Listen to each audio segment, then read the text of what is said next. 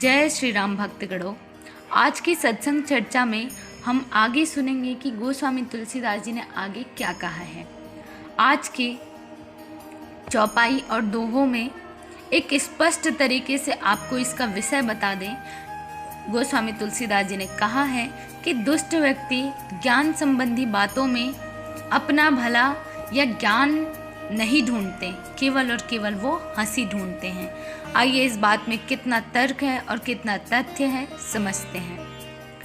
भाग छोट अभिलाष बड़ करो एक विश्वास, पह सुख सुनि सुजन सब खल करी है उपहास। सियावर रामचंद्र की जय, पवन सुत हनुमान की जय, हर हर महादेव की जय।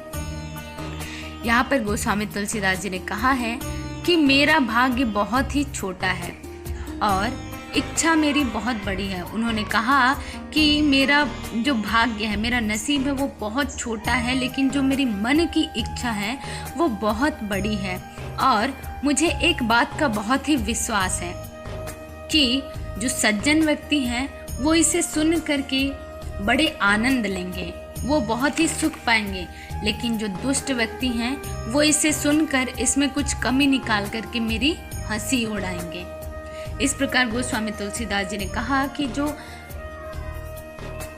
दुष्ट व्यक्ति होते हैं वो ज्ञान संबंधी बातों में भी कुछ न कुछ कमी निकालेंगे। फिर आगे उन्होंने कहा, खल परिहास होय हित मोरा, काक कहई कल कंठ कठोरा।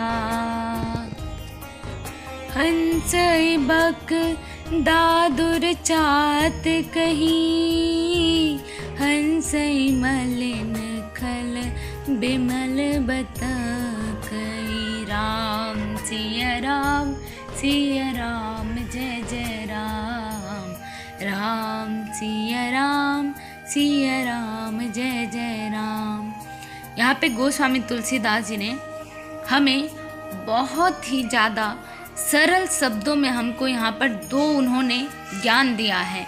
एक अपने आधुनिक ज्ञान के लिए अर्थात वर्तमान में हम इनसे क्या सीख सकते हैं, और दूसरा गोस्वामी तुलसीदास जी ने जब इसकी रचना की तो उन्होंने किसका किसका उदाहरण दिया, ये हम जान सकते हैं।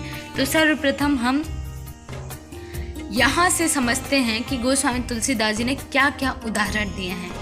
पहला उदाहरण उन्होंने दिया है कि कोयल को कौवे कठोर कहते हैं। भले कौवा खुद अच्छा नहीं बोलता, खुद काव काव करता रहता है, खुद काला है, लेकिन कोयल को क्या बोलता है, वो तुम कूकू करती हो और तुम काली हो। इस प्रकार से जो कौवा होता है वो कोयल को बोलता है कि तुम कठोर हो, और जो बगुले होते हैं वो हंस से क्या बोलते हैं, अरे तुम तो अनाज वनाज खाती हो, हमारे साथ मछली खाया करो।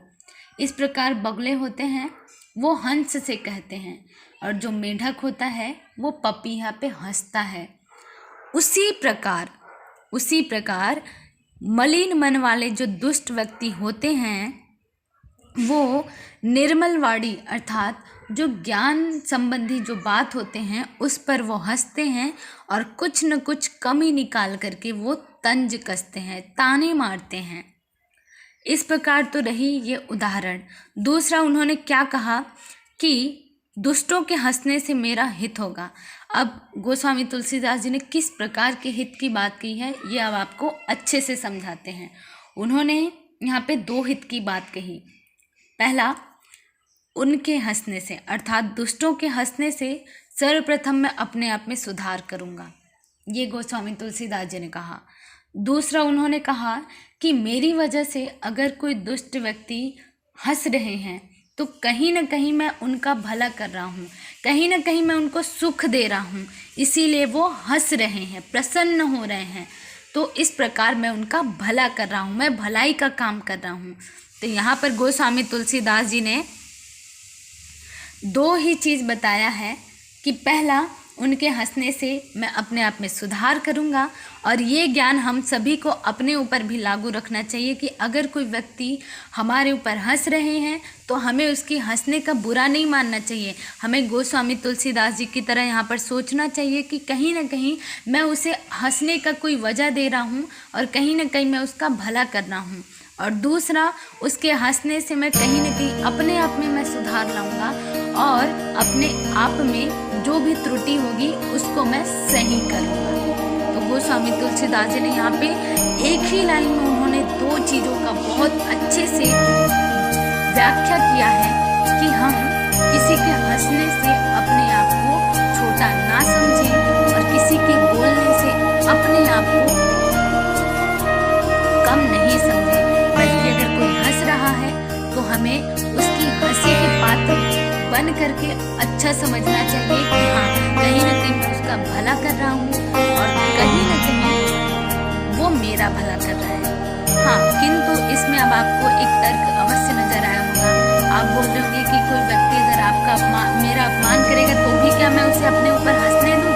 तो बिल्कुल नहीं। यहाँ पर आपको अगर कोई व्यक्ति